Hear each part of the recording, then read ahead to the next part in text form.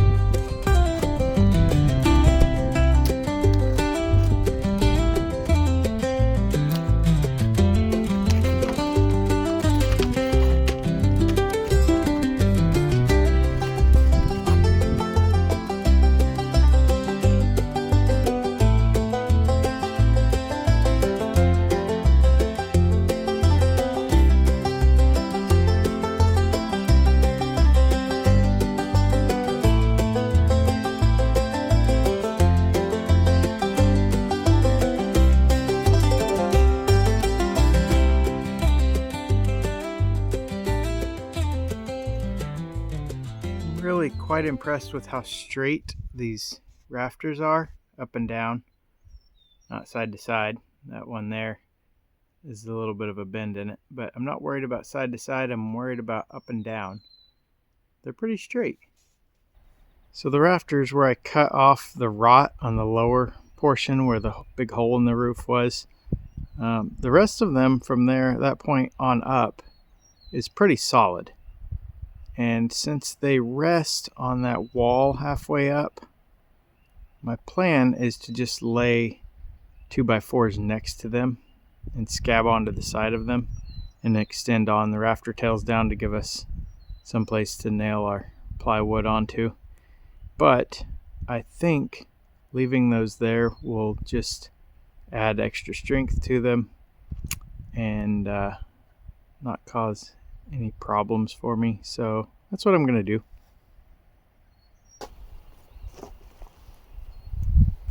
I managed to save enough of a rafter tail. I think I can get a template off of that, at least good enough.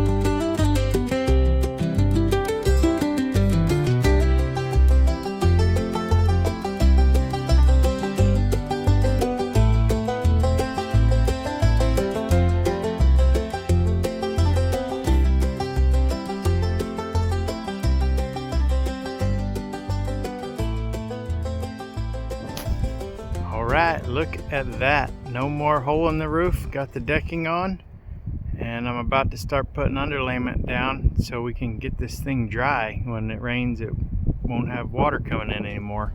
Not on this side anyway.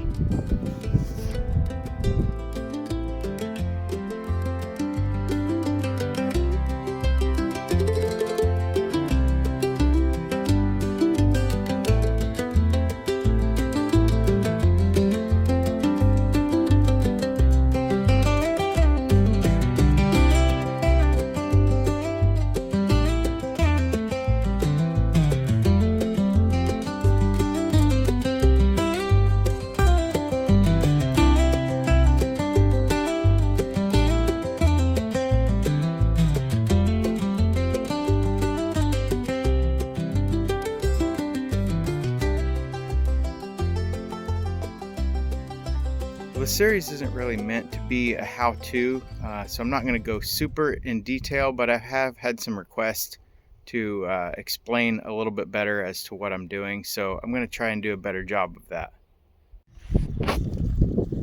I made a mock-up here of simulating the edge of a roof. So first thing you start with is drip edge, so that allows it, as the water comes off the shingles, hits that drip edge, it actually rolls around the front and then it drips off the edge. That's why it's called a drip edge. Now, I know this seems like common sense, but I've seen roofs where it's done wrong. You actually have to stagger your seams in your shingles so that as the water comes off of this one, it goes in the seam, but the next layer comes underneath. The water comes here and comes on out. The problem becomes when you get to the first layer here and you have an opening.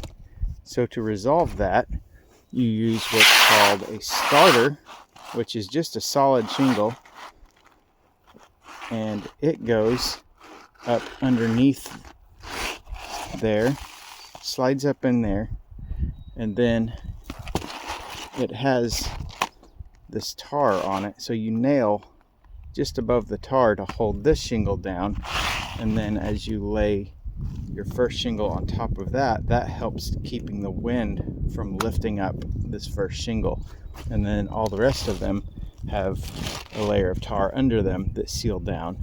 And so as you go up, you nail across here, the next layer adheres itself right here, and that's how your shingle system works. I hope that makes sense. Let me know if it doesn't. So you can see here, I got the first couple of rows started, and as you can see, I let that drip edge just hang out. Since I don't have the other side done yet, I'll just let that run out there like that until I get that other side, and then I'll trim it back and wrap it around where it needs to go. We'll have it looking good. Alright, so here's what I've got done so far on the roof, and I want to show you something. I didn't film a whole lot of this because watching people put shingles on is really boring. I didn't think y'all might want to do that, but I do want to show you a little trick of the trade here. So this roof is pretty steep. Real roofers would probably just walk on it. I'm not a real roofer, I'm just a average guy, so I don't want to walk on it. Also, when the shingles get hot, you can scuff them up really bad. I don't want to do that. I want it to look good when I'm done. So what I've done, as you can see, when you nail shingles in, you can see this layer is nailed in here, but the same layer is also nailed in here with the next layer. So you end up holding them all down. They have a seal of tar underneath them that kind of glues them in place there. But I needed something to walk on, so I have this board that I screwed in. Now you're going to say, hey, you just put a bunch of holes in the roof. But what I did actually was on this row right here, I went all the way down and measured up the width of the row, and I snapped a chalk line. And then I actually skipped a row underneath this board. can't really see it here, but I'll try to back up and show you what I've done. So where I skipped this row, instead of nailing them here where you're supposed to nail them for now, I temporarily have nailed them here, and then as I move on up the next rows, that'll go ahead and get nailed down. But what that does is it allows me to come back later when they're cooled off, and I can actually break that seal loose, and I can pull these shingles way up there, so where I can slide that row back in there, it'll get nailed down there, and then the board will come off. I can lift those up, nail underneath there, and then that will take care of the waterproof issue. And then as they get hot, the sun will lay back down, the seal, the tar will glue itself back down again, and that's how we get us a little walking board. And obviously you can see there, board to lay tools on. I can stack shingles here, so I'll probably do one here and maybe one more halfway up. When I get to the top, I will work my way back down and take the board off, fill the layer of shingles in, take this board off, fill the layer of row of shingles in, and then this side will be done.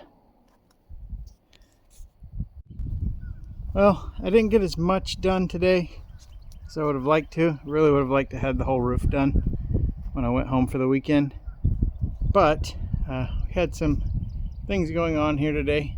Power went out for a little while. Air compressors don't run without power. They said something like 2,700 people were without power, so I was probably the least inconvenienced of all those people. Other people have more important things than me, but it hindered me from getting that done.